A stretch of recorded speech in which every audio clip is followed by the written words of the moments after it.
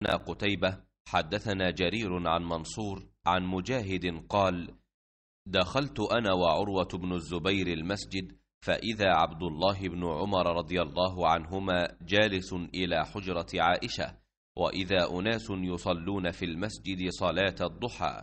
قال: فسألناه عن صلاتهم فقال: بدعة. ثم قال له: كم اعتمر رسول الله صلى الله عليه وسلم؟ قال: 4 إحداهن في रजब, फकरिहना अन नरुद्द अलैह।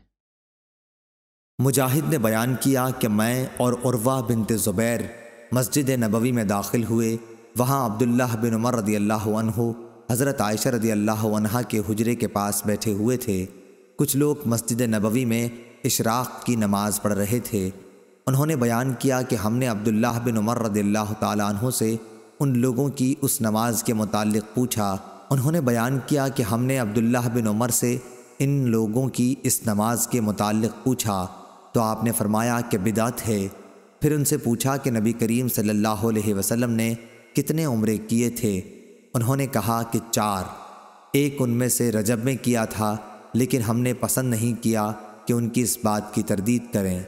सही बुखारी हदीस नंबर 1775।